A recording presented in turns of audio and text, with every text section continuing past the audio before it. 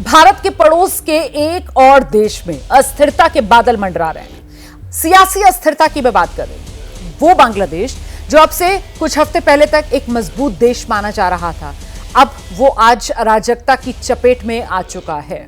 आरक्षण हटाने के नाम पर जो आंदोलन शुरू हुआ था, वो आरक्षण हटने के बाद भी जारी रहा और शेख हसीना के इस्तीफे की मांग तक बात पहुंची।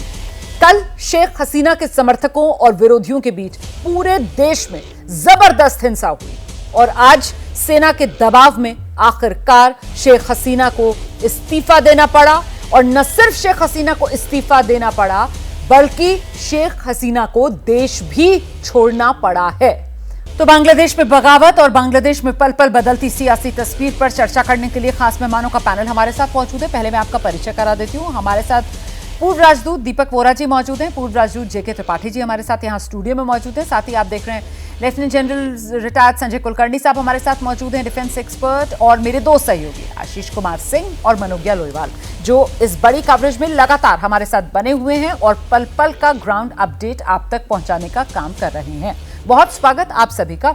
मैं वोरा सर से शुरू करूंगी। और सर, सबसे पहले आप मुझे बताइए कि बांग्लादेश में आखिरकार ये नौबत क्यों आई और इस हद तक ये नौबत आएगी। कल तक क्या आपको लग रहा था कि यही होने वाला है?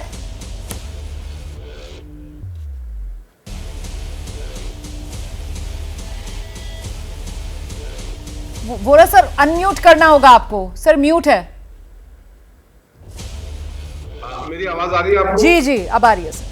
Can you here?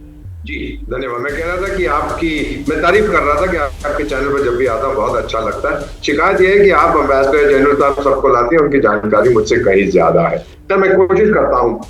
अभी तक हम क्या जानते हैं कि बांग्लादेश में काफी देर से प्रोटेस्ट हो रहे थे और ये ज्यादातर यंग बच्चे, स्टूडेंट्स इसको लीड कर रहे थे। हर देश में मैंने देखा है कि मेरे बहुत से देशों में रहा हूं, प्रोटेस्ट होते हैं तो यंगर पीपल करते हैं।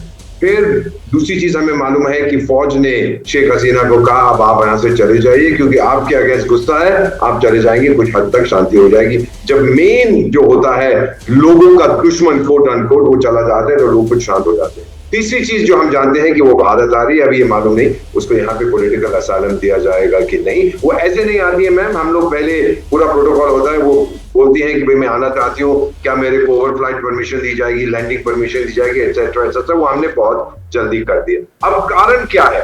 कल तक क्या हम समझ पा रहे थे कि ऐसा कुछ होगा बांग्लादेश के अंदर? जो स्टूडेंट डेमोन्स्ट्रेशन काफी देर से चल रहे थे रिजर्वेशंस के बारे में, आरक्षण के बारे में, वो फिर जो है खत्म हो गए जब इन्होंने बांग्लादेश गवर्नमेंट ने इंटरनेट के ऊपर प्रतिबंध लगा दिया था, सोशल मीडिया को बैन कर दिया था, फिर हटाया उसको और फिर से ये शुरू हो गए। मैं कहता हूं कि इसके अंदर मेरा जो समझना, मैं तो कई बार वहां गया हूं, उस इलाके में रहा हूं, चार चीजें हैं। एक तो है रेडिकल इस्लामाइजेशन।